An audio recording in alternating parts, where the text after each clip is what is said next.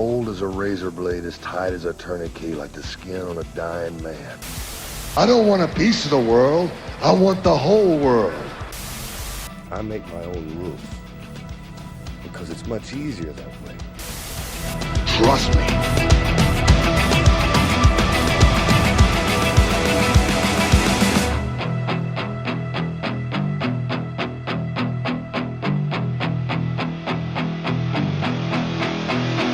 What's up, everybody? It's Marcus D'Angelo, and we are back with another episode of The Snake Pit. And of course, I am joined by the master of the DDT, the Hall of Famer, Jake the Snake Roberts. Jake, how you doing, brother?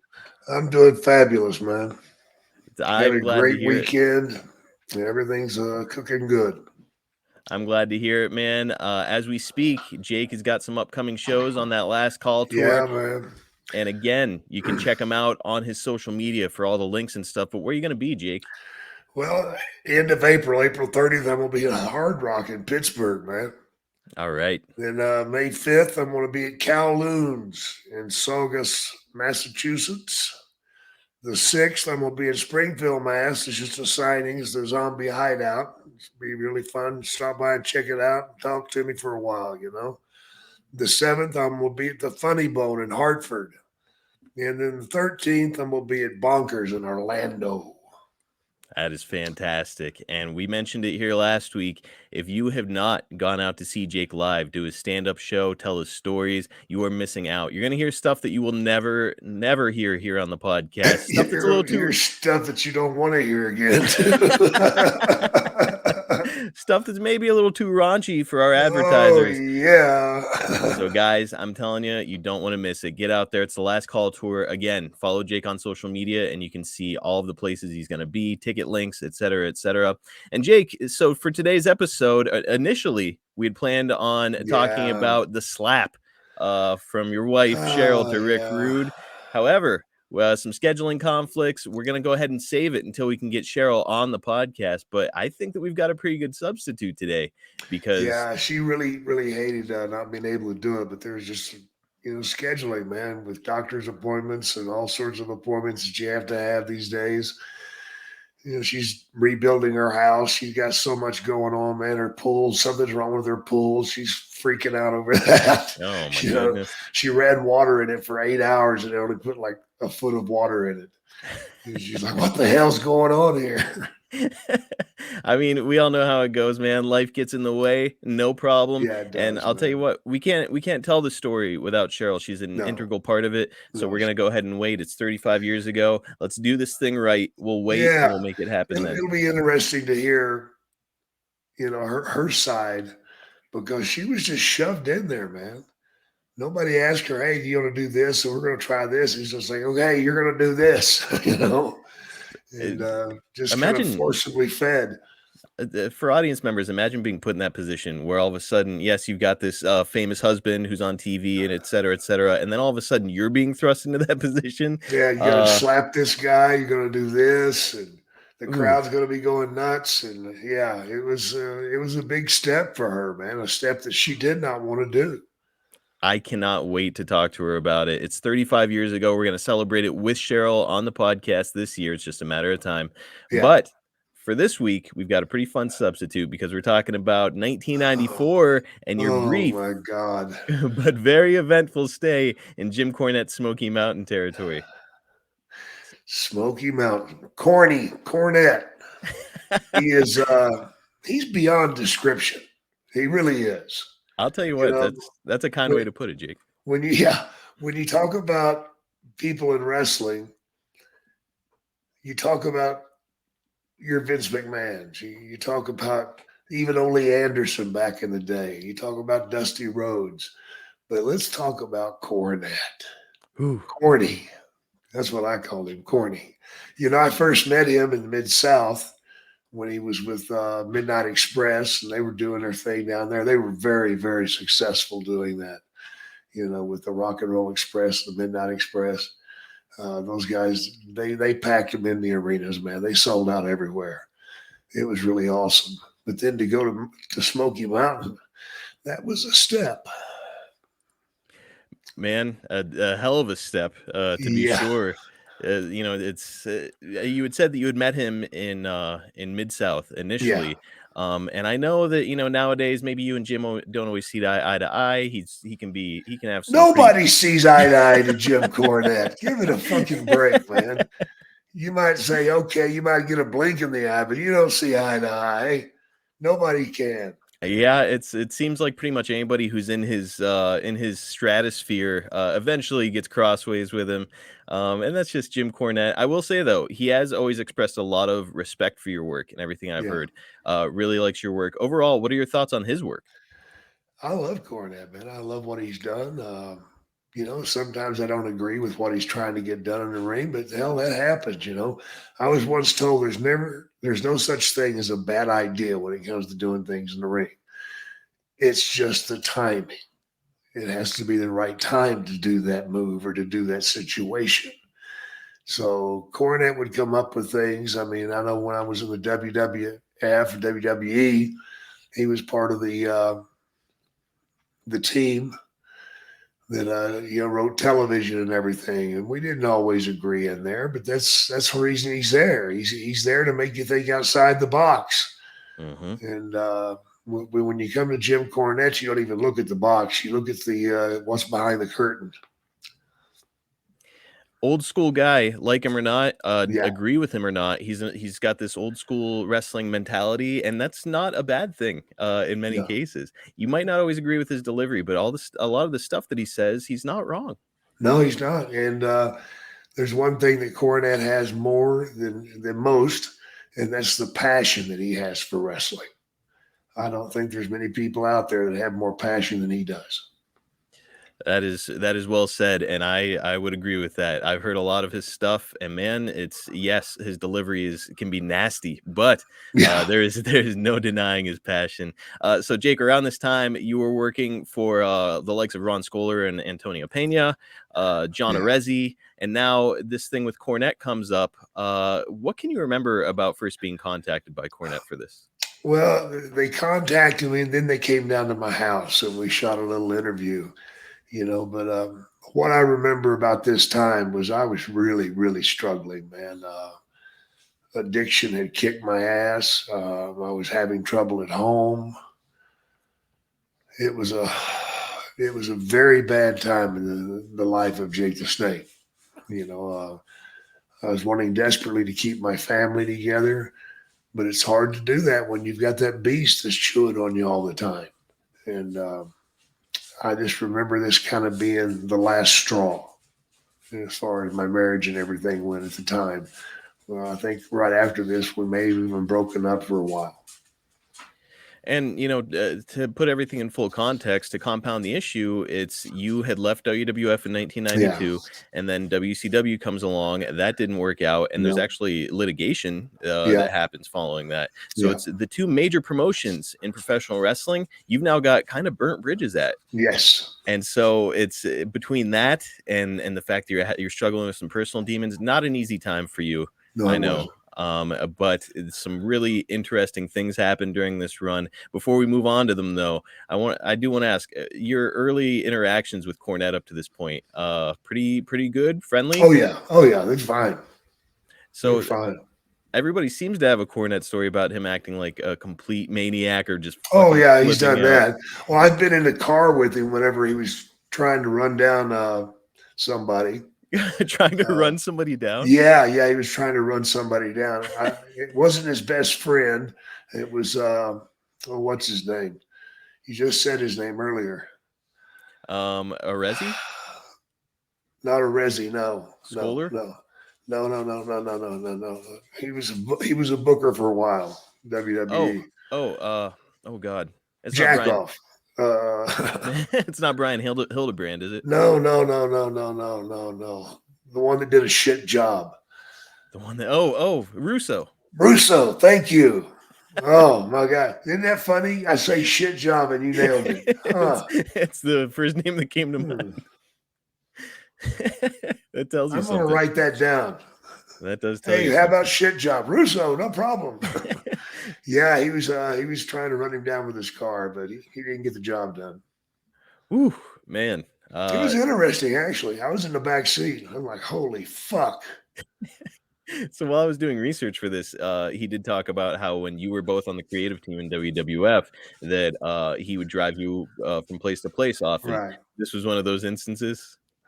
Uh, no, this was at a signing that I went to, and he was there at a signing, and we had to do something else that night, and I was going to ride with him from there to the hotel, and Russo just happened to be leaving at the same time.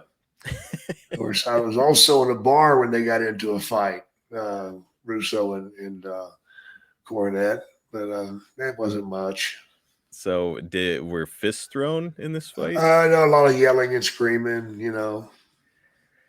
Whew, man, what a weird polarizing relationship those guys have to this day. Like, Yeah, it was a buzzkill. dude, a legit shoot, like 25, 30-year feud. It's wild. Yeah. You'll never see them holding hands. No, I think that ship has sailed. So Cornette has it that he called you before driving the 3 hours from Knoxville to Right. Georgia with the idea of working around your Mexico schedule, where you were red hot with Conan at the time. And he Right. says he was eyeing 4 months with you as his top heel, planning to make you champion right out of the gate, Right. with the idea being that if you were both happy by the end of it, then everything could continue. So Right. on paper, it sounds like a pretty convenient drive, and the willingness to work around your schedule sounds Yeah. good. Right out of the gate, what did you think about the idea of working with him? Well, I was all for it, except my brain and shit was with it, with the addiction and traveling to Mexico and back, and then having to, my home life was really, really, really rough right then. Mm. And I mean, we were barely staying afloat, not money wise, but just with each other. And I love Cheryl. I loved her then. I still love her. But all I can remember is that, it was one of those situations of I can't take it one more time. You do that one more time, and you're out. Mm. She's talking about drinking, of course. And, Yes. And what have you. And yeah, you were struggling to maintain control of it while also Yeah. still, having a professional life and earning money for your family. Very hard to do, man. Especially when I would go to Mexico, with nobody with me. Oh, my God. That's an accident waiting to happen. But no, Cornette was very. He was wanting to do some business, man, and I apologized to Jim and for the way I behaved, and walking out basically after a very short time. It had nothing to do with him. It's just that I couldn't deal with it, the addiction and the problems at home.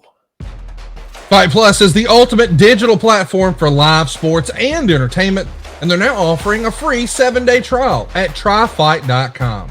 Fight Plus is packed with a premium live event schedule, over 1,000 hours of live action every year, and a library of more than 4,000 hours on demand, plus exclusive content you can't get anywhere else. Fight is a great partner of ours. They support us, so let's support them. Give that free 7-day trial a shot, and you'll be a member for life. That's tryfight.com. tryfite.com.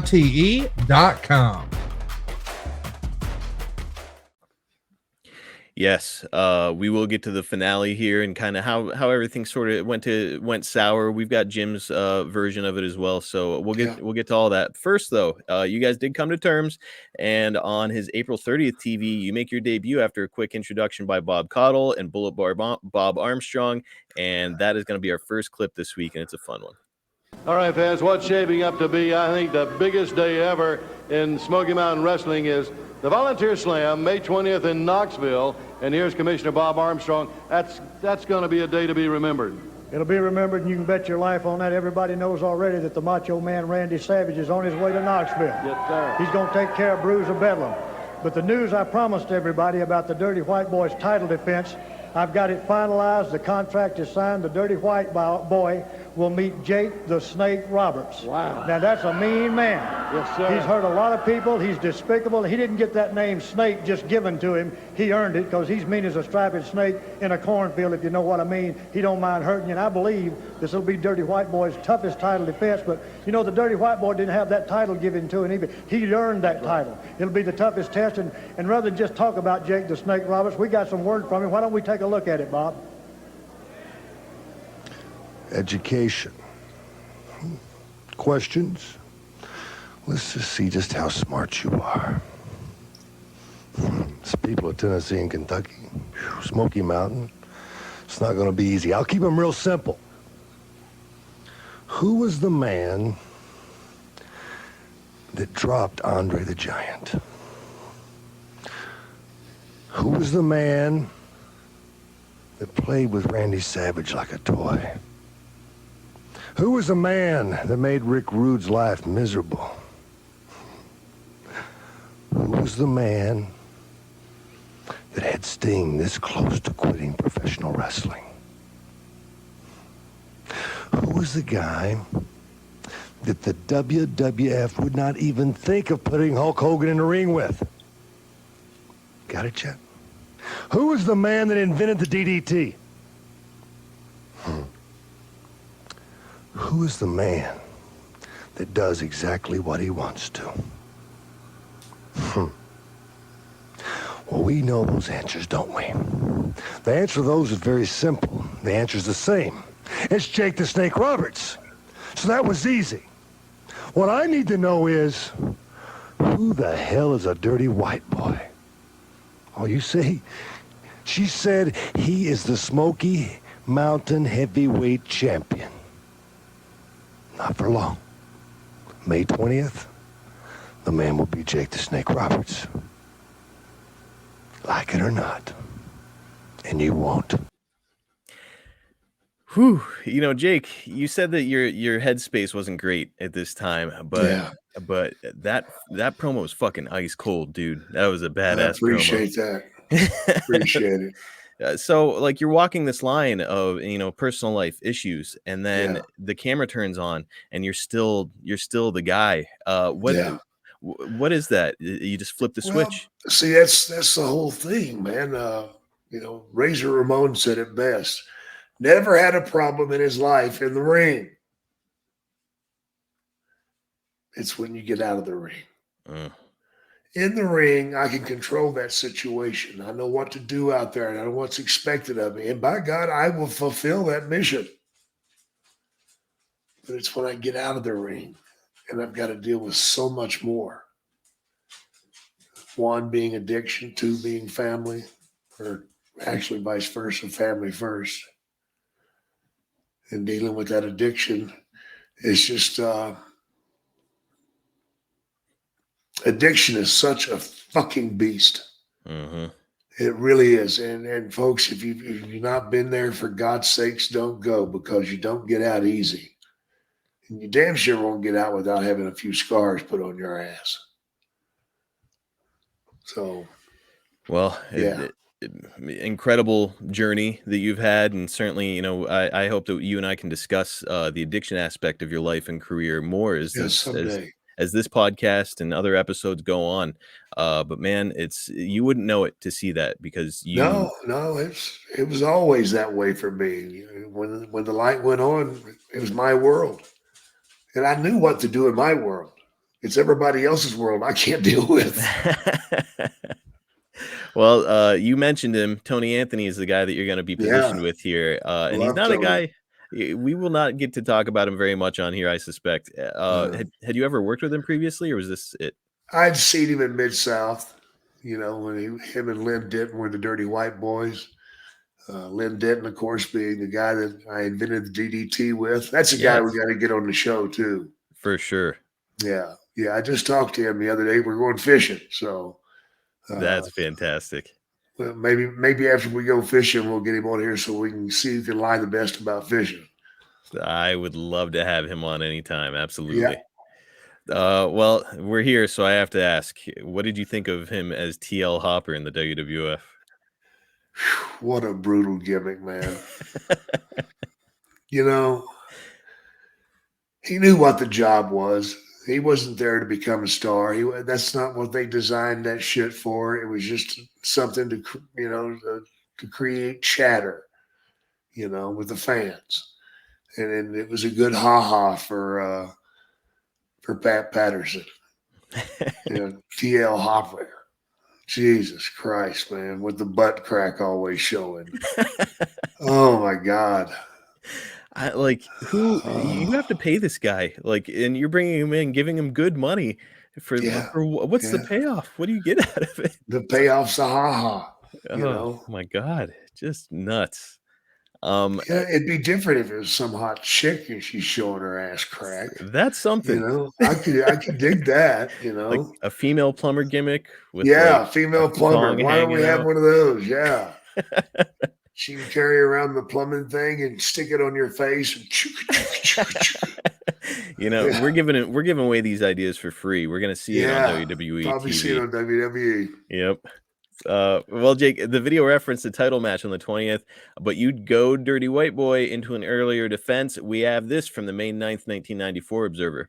Jake Roberts won the Smoky Mountain Wrestling title from Dirty White Boy to highlight the TV taping on 5/2 in Harriman, Tennessee.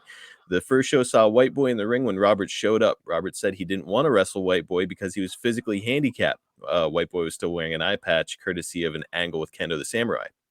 Roberts told White Boy he'd allow him to hold the title for a few more weeks. White Boy then demanded the match right then and there, while Bob Armstrong tried to tell him that Roberts was just playing mind games with him.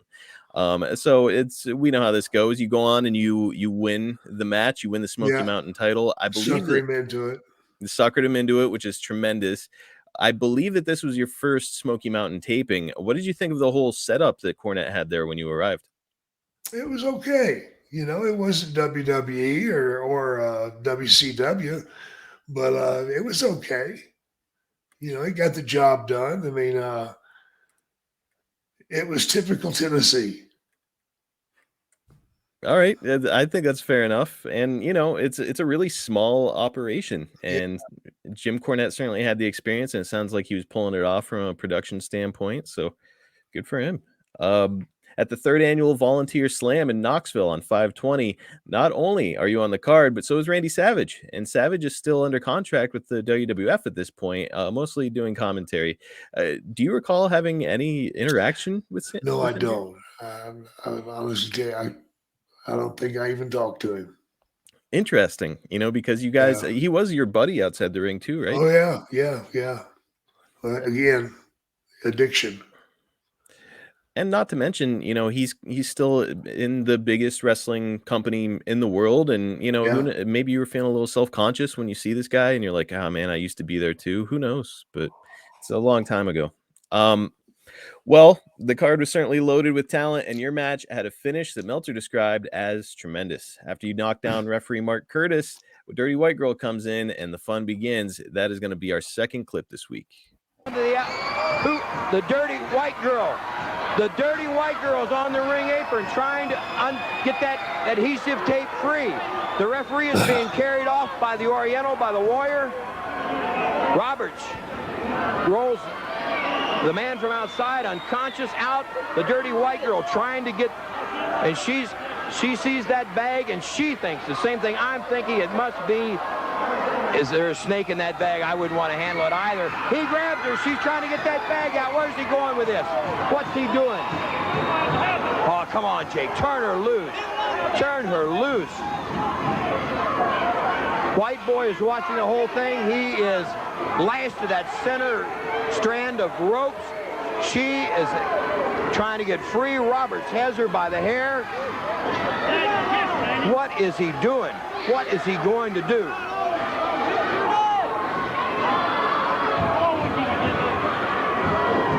Dirty White Boy trying to get free as Roberts throws the Dirty White Girl off to the side, and she could possibly be hurt. This man is 270 pounds, and he just slings her down like she's a sack of potatoes. Picks her up by the hair again. The bag still in the middle of the ring, still unopened. Roberts is having a field day. This is Jake's kind of thing. He's going for the DDT. No. No. Let's see what happens. Let's see what happens. She is hurt. There is no two ways about it. He has carried this thing just a bit too far. Just a bit too far. What, she's trying to pull away. He won't let her go. What is going on here?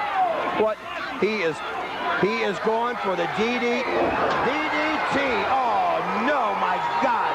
I mean, she could be seriously hurt. This 270-pound man dropped her straight down on her head with a DDT. He is going to pin her. He is going to lay across her. Oh, come on, Jake. Come on. Come on, Jake. Oh, look at here. And the dirty, oh, I don't know where to start with this thing. All right. So, man, you lived it. We watched it back. What'd you think? Oh, yeah. I was having fun. It's very, very reminiscent of the Dark Journey thing, except now, instead of being a baby face hitting a heel with it, you're hitting a baby face with it. Would you have been the one to come up with this? No, it wasn't me. Oh, okay. So Cornette booked it. He wanted the heat. Yeah, he wanted the heat. Putting your hands on a woman in the ring, Jake, it's not something we saw a lot back in the day, aside from Dark Journey. And of course, you slapped Elizabeth, as we discussed on our first episode of the Snake Pit. Yeah. So it's the subject of debate nowadays with increased mixed tags in wrestling. What do you think about the whole thing? I think we need to keep it separate, you know, and had I been the booker, the thing with Dark Journey was different than the thing with Dirty White Boy. Dark Journey, it was an accident. I'd been blinded. I didn't know who the hell I grabbed a hold of. Right. So there's a way out there. But to do it with Elizabeth, that was just downright dirty shit. And I don't really believe in touching a woman, but I think in the entertainment world, you're going to cross that line from time to time. But we certainly need to be careful with it. And we're not promoting women abuse for sure. And we need to keep that line fairly straight. But doing it in Tennessee, you can get away with it. There's a lot of places I couldn't have got away with it. Yeah, and look, it's, you know, nowadays when we're getting into the mixed tags and it's like, okay, should a man be on television striking a woman? Probably not. But this was a very, very different time in the 90s and 80s when you were doing this, and it was like, okay, that's heat. You know, you strike a woman, everybody wants to kill you. I was surprised nobody hit the ring on me. I really was. Especially there, and he's the champion. That's his beloved wife. It's like, ooh, and he's tied up too. So were you? Oh yeah. At that time, were you like kind of okay? Somebody's gonna come. Yeah, I was looking. I'm glad nobody did. Well, it was great stuff, man, and it sticks out. Whenever I hear anybody reference your run in Smoky Mountain, it's always that and our next clip, which will be coming up here soon. So creatively, it feels like this thing is hitting on all cylinders. How are you feeling about the arrangement up to this point? I was fine with what Jim was doing with me, man. I mean, I had no bitch with him, but again, addiction wins. Mm-hmm. Yeah, I believe I just took a walk. Well, Jake, we do know that you were satisfied with what was happening in Mexico. At least I would think that you were, because there's some pretty interesting stuff going on there. Yeah. On the June 6th edition of The Observer, it points out that on 5/27 in Tijuana, you left the third leg of Triple Mania 2 $20,000 richer with a shaved head after a hair versus hair match with Conan. So Jake, we will cover the entire match sometime. We're going to talk about AAA. I'd love to have Conan come on the podcast and talk about it, so maybe we can do that. But for right now, it's my understanding that you've got a pretty interesting story when it comes to leaving Mexico with your money. Yeah, that wasn't easy. It's a different world down there, but again, we'll talk about all that when we hit AAA. All right, I am excited to hear that one, because I've heard this story, and it is something else. Okay, well, you're going to return to Smoky Mountain for tapings that will air 6/18 and 6/25, and it would mark your final television appearance for Smoky Mountain. In our final clip of the week, we've got a fun moment in an interview with you. Fans, here he is, Jake the Snake Roberts, and I can't believe a man, a giant of a man, a giant in the business of professional wrestling, a DDT on a little lady, the dirty white girl. Wait a minute. You got to understand one thing. Once you step into the ring, you are fair game. The only person that's safe in that ring, and not all the time, is the referee. This says it all. This is what they respect. This is what everybody wants. This is what I have. Now, if you want to get down to brass tacks, I know Tony's saying things like, I'll play your game. Tony, if it's a battle of wits, I would be fighting an unarmed man. Wow. Because let me tell you something. When it comes to turning screws on somebody, or putting a finger behind somebody, or putting a gun to somebody's head, that's exactly what I'll do. You see, when you're born into this life, you have a decision to make right off the bat. Do you want to walk with the man that gave us the book, or do you want to run with the devil? Now, everybody says that if you follow the man with the book, that you have eternal life. Right. That you have a place to go when this life is over, when you're back to dirt. That may be true. But you see, when you run with the devil, it's instant gratification. Oh, Jake. You get what you want when you want it. You get to feel good when you want to feel good. But you see, when you also choose to run with the devil, you got to be ready to take that extra step no matter when it is or what it is. You got to stay one up on the game. So in other words, you got to be willing to sacrifice anything just to play the game with somebody else's mind. Now, Tony, you want to play a game with me? You want to come play with the snake? Huh? You want to play with the snake? You want to know how far I'll go just to twist your mind? Let me show you something just for you. Huh? Whoa. A little different? Where's that? A little different? That just goes to show you what I'm willing to do to mess with your mind, because now you got to think about something. My hair's gone. Wow. Your hair's almost gone anyway, but I will take the rest of it. And after all, I've already done your wife, man. So what would I do to you? What would I do to you? Yes, I would be the first in line to spit on your grave, except I don't like long lines. That's what I'll do. You want to play a game? Come play with the snake. But be careful, because you will get bit. All right, fans, he's talking straight to the dirty white boy. Oh God, Bob Caudle was just fucking tremendous there. Oh, it's too much. Too much. Just how indignant he was. He's the preacher. he was just so appalled. It was incredible. But man, tremendous stuff here. The big reveal that you shaved your head. And so we mentioned it. It's the hair versus hair match. You lost to Conan there, had your head shaved, walked out with a nice bag of cash. But man, just a great promo. You don't like long lines. It was such a cool line. That's the reason I won't piss on Bill Watts' grave. I don't like long lines. Did I say Bill Watts? That cocksucking motherfucking no good piece of shit.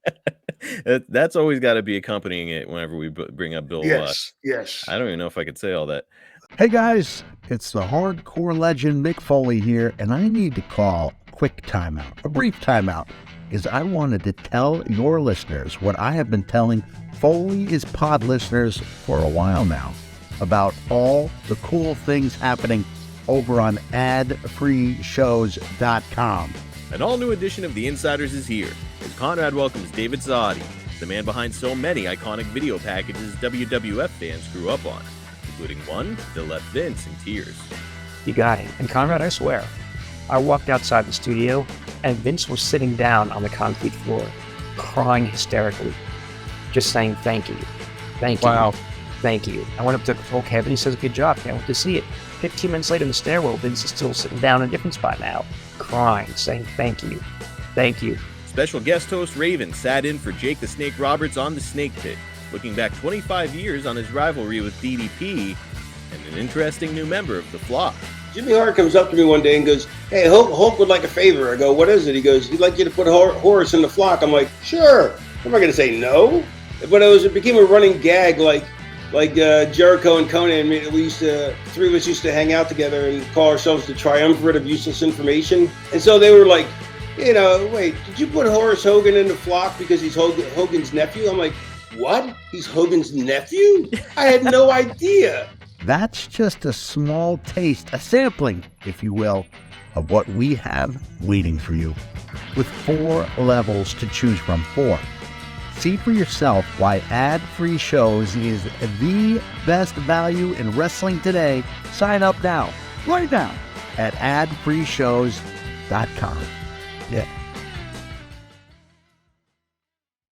But it was great stuff. And actually last year you were on Chris Jericho's podcast, and you talked to him about this whole thing. He remembered it vividly because, as most of our listeners know, he was there, still very young in the business, as one of the thrill seekers with Lance Storm.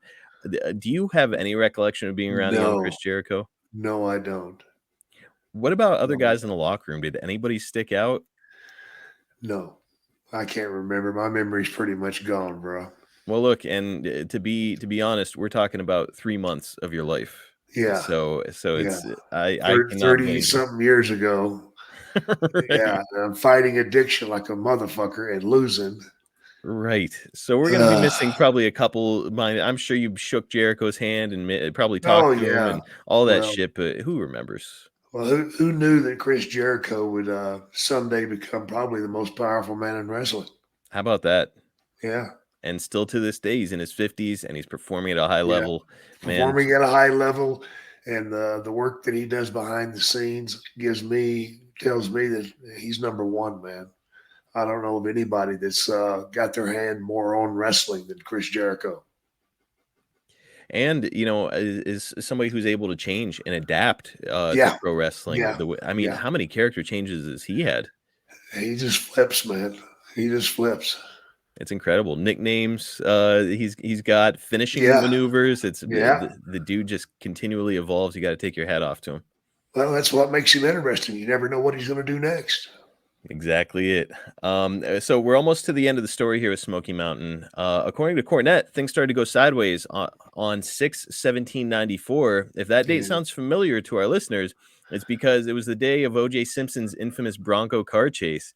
And Cornette alleges that because everyone was at home watching that car chase on that day, the house was really weak in Knoxville, but significantly better the following day in Johnson City. As a result of Knoxville, though, Cornette says that his payoffs were not as good as previous payoffs. And while you didn't take issue with it, he claims that Cheryl did. So I don't know whether that part of it is true or not. Yeah. What do you remember about this conversation with Cornette? I don't remember. I really don't remember. Oh, okay. Well, and again, this just was being honest, man. Yeah, no. I don't want to throw something out there and speculate or whatever. But if he was short on the money, I know that I would have probably stuck around. But I don't think Cheryl influenced me. I think that I probably stopped and grabbed a case of beer on the way home, and that was it. Right.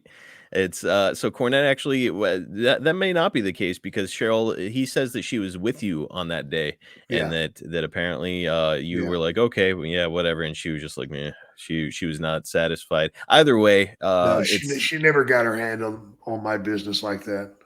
I couldn't really picture it, so that's why I thought the question was worth asking. No. It will spend the end of your time in Smoky Mountain, though. You were scheduled for cage matches with Dirty White Boy to defend the title in early June, with the final blow-off to be the Night of Legends in August. But due to the pay dispute or whatever happened here, you'd be done. Yeah. So you left as champion, which kind of begs the question: how did you get the title back to Cornette? I think I just handed it to him. Oh, so like TV that day, you're like, "Well, I didn't steal the belt, man." Right? No, I know that's not your style. I'm not Ric Flair. No, as you and I have discussed here, I know that it's not your style to hold anybody up. Yeah, you probably just gave it right back. Well, you'd work with him again in the WWF office a few years later, as we mentioned. Any issues? Did he bring it up? Anything like that? Nope, not at all. We got along fabulously. Kept it all between the lines. You said that you would apologize to him later. Do you remember when you would have apologized to Cornette? I don't remember when it was, but I do remember that I did. Well, good for you, man. You know, it's Yeah. you weren't you at that time, and No. you held yourself accountable. Yeah, absolutely.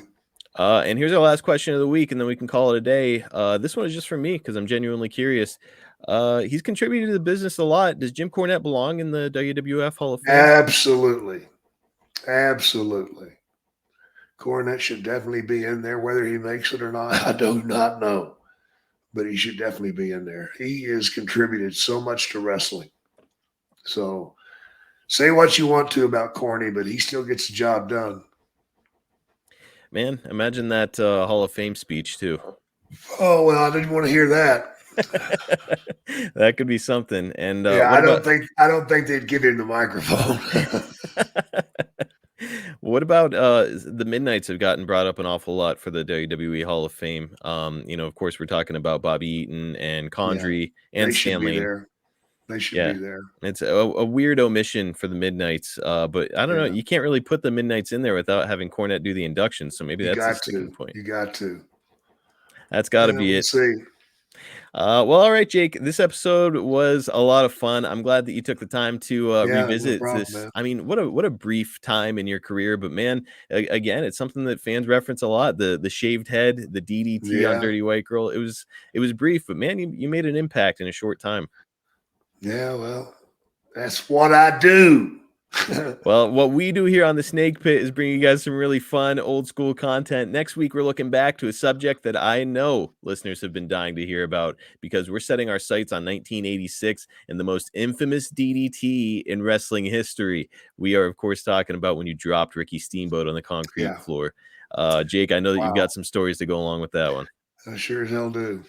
I can't wait for it. And guys, if you're listening to this, there's a real strong probability that we're targeting the exact demo that you're looking to attract. This guy right here is a pop culture icon, featured on television, featured in movies. He's been everywhere, and you can team up with him when you go to advertisewithsnake.com. Partner up with the legendary Jake Roberts. He's had action figures, magazines. He's been all over the place. He was a household name, legitimately. If you said Jake the Snake, everybody knew who you were talking about, and still do to this day.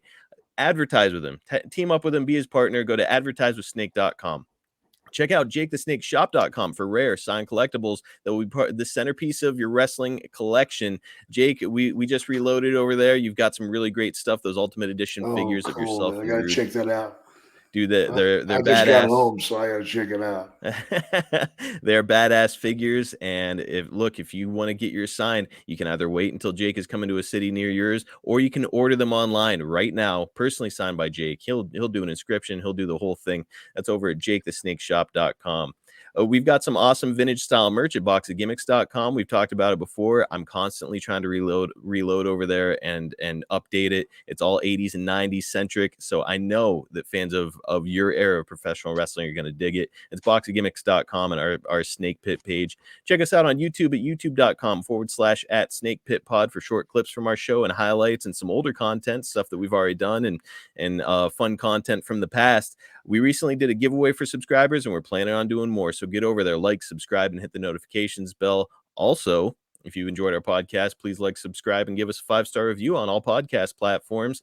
And just a reminder, you can get the Snake Pit and all of our other shows in our network early and ad-free at adfreeshows.com, starting at just $9 a month. And we just covered the Wrestling Summit from April 1990 there, and it got a great reaction online. Jake, you shared a clip from it on your social media, and it went absolutely berserk as far as the amount of people that were liking it, clicking it. I know that Nick Aldis responded to it.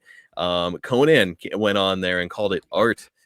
So you can watch it back with Jake over at adfreeshows.com. If you're not over there and you're a wrestling fan, you are missing out.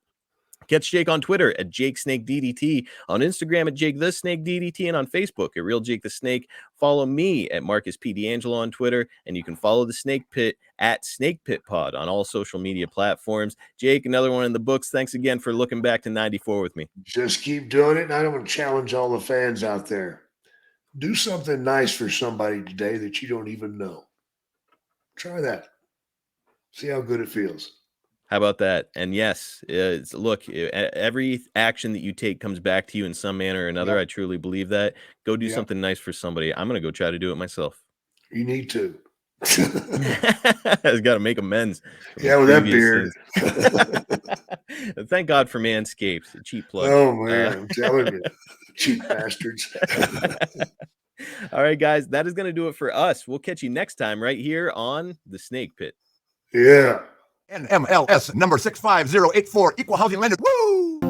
Tax season is here, which means you've received or are expecting that tax refund any day now, and you're thinking about what to spend it on. How about a new home? With SaveWithConrad.com, we're helping renters become homeowners every single day, and it's more affordable than you think. You don't need perfect credit. You don't need a huge down payment. In fact, you may not need a down payment at all. At SaveWithConrad.com, we take the stress out of the home buying process. We'll determine your buying power. We'll even help you find a realtor. And unlike the banks, we don't say no. We say not yet, but here's how. So if you're not ready right now, we'll get you on a plan to be ready. Stop throwing your money away, paying someone else's mortgage with your rent, and start the path towards owning your own home today at SaveWithConrad.com.